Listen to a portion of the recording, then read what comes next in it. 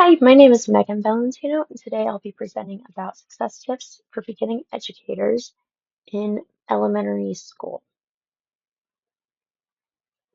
I completed my field experience at Big Blue Marble Academy, Bailey Station location in Sharpsburg, Georgia, throughout the months of June and July. I did my field experience 1 throughout June, and field experience 2 took place during July. I was able to observe what we call school-age campers. So during the year, it's the pre-K room, but in the afternoons, it's school age kids that come off the bus. And then in the summer, it's those same school age kids just throughout the entire summer. Tip number one is going to have to be the most important of all because without it, you can't do anything else. It's building relationships. If you don't have relationships with these children, there's no point to being there. There's none. They're not going to respect you. You're not going to find anything in common with them. It's just going to be miserable. Miserable for everyone involved. When you build relationships, that's when you build trust and understanding and respect. That's when you know what to tie your materials to help motivate learning, and it helps shut down on potential behaviors as well. Any theorist, any educator, anybody in the field will tell you that this is the most important tip of all.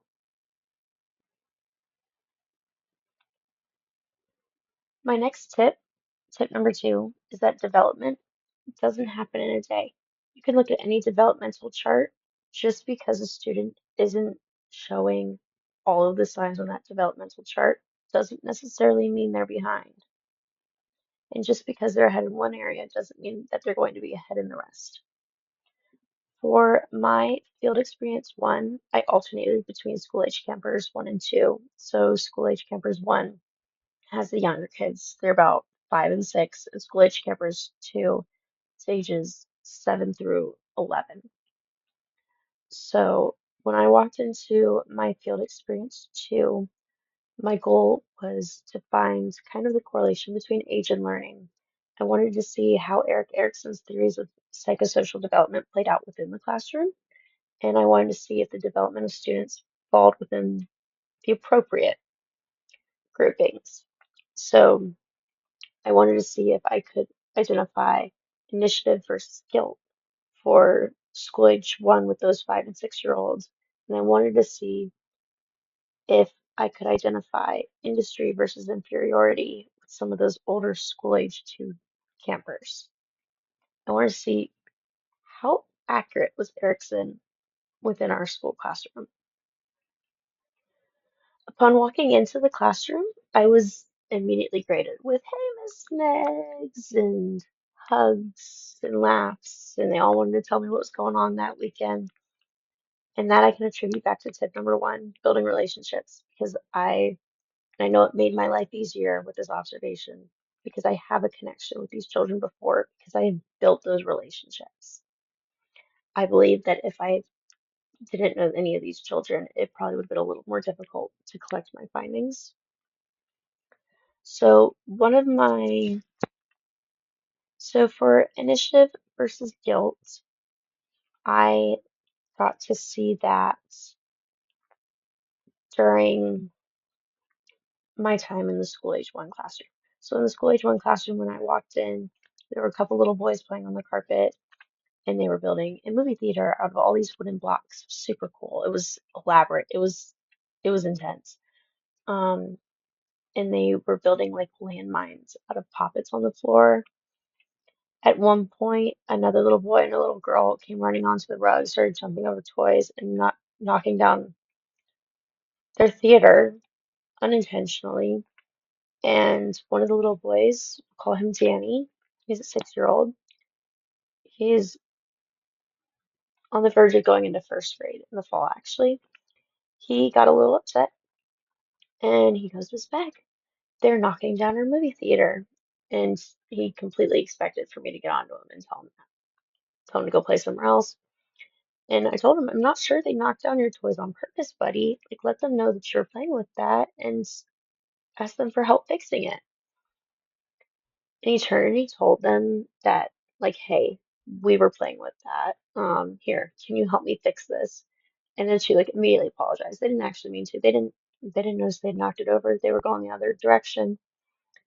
And then as soon as it was done being built, Danny, he turned to the two and he goes, actually, let's use this to play red light, green light together. And I was impressed. Because I know that at that age that that's not how I would have reacted. But, I smiled at him. I was proud of him. And when he noticed that I was smiling at him, like he got so proud of himself and excited, and he ran and gave me a hug and returned to just finish his game. Um, it was really cool to see Erickson's theory of initiative versus guilt come into full view in that moment. Um, when the two that came onto the carpet overstepped some of those boundaries on the carpet, they were quick to try to make things right. They felt guilty and they wanted to make it right however they could. And yeah, in the school age 2 classroom, I got to observe a science day, which is what this picture is right here, actually. But before we went outside and did that part, they were looking at constellations on the iPad, and two little boys were giggling about what they thought the constellations looked like before whatever, and laughing at humor really only their age would find funny.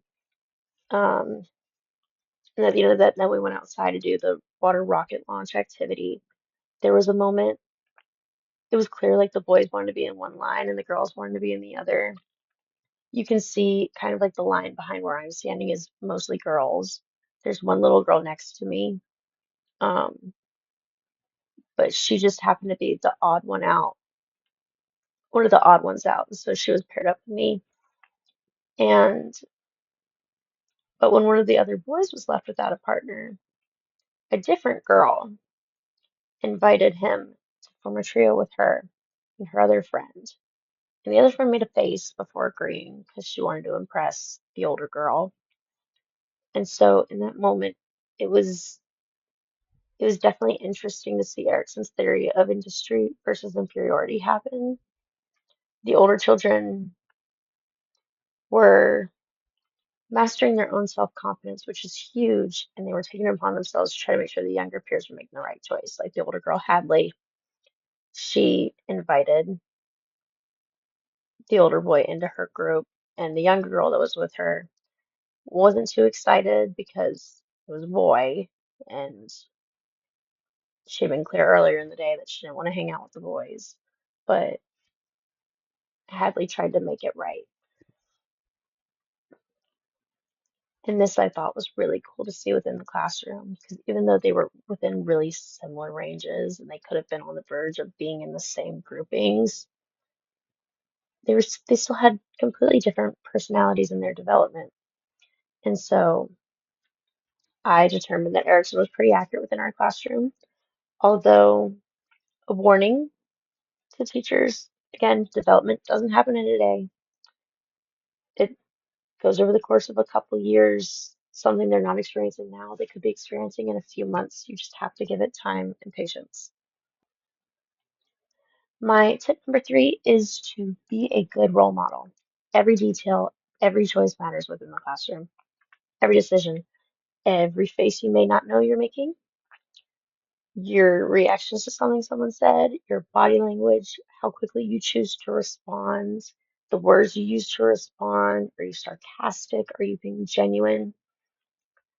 Kids feed off of that. They feed off of tone. They can feel your energies. Even if you think you are so good at hiding it, they know. So you have to be a good role model.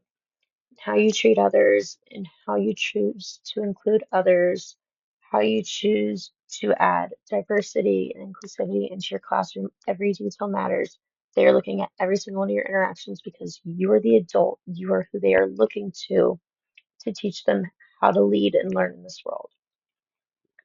Some really important part of that, which I got out of my field experience too, is role models.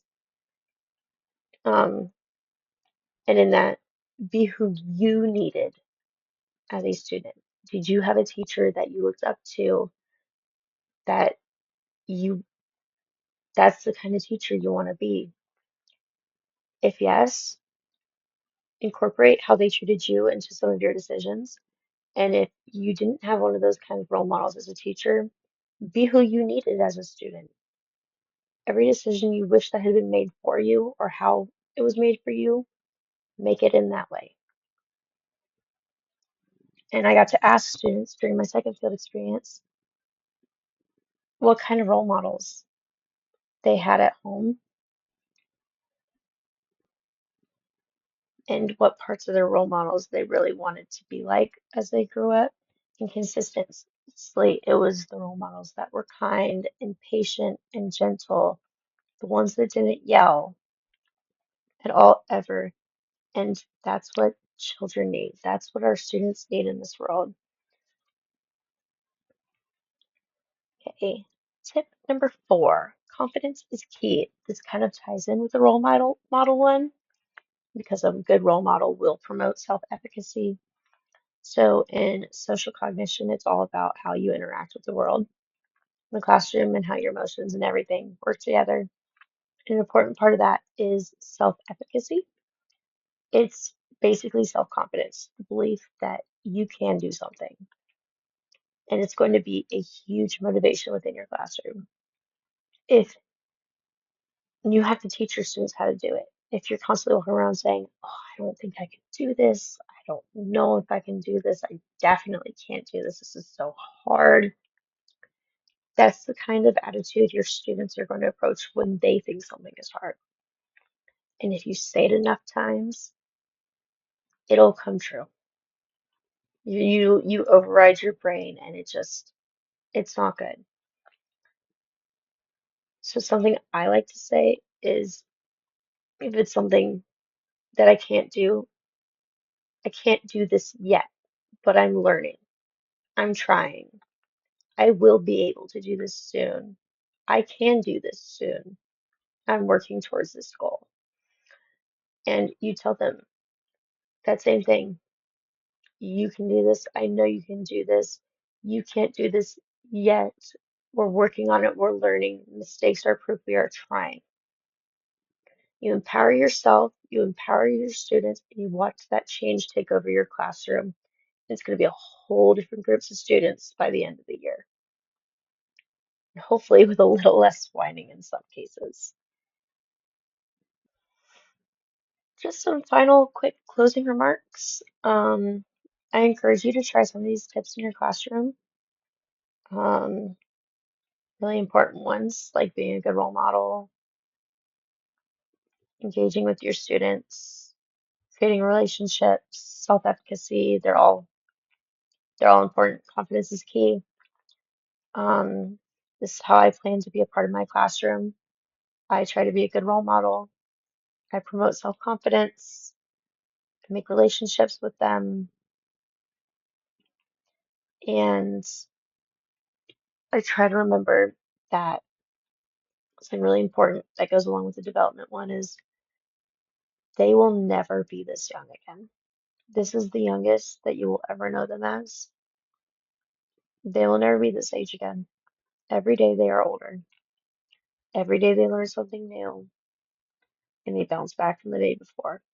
So be kind, be patient, breathe, and teach them how to be kind humans. All right, that's all I have for you guys. Bye.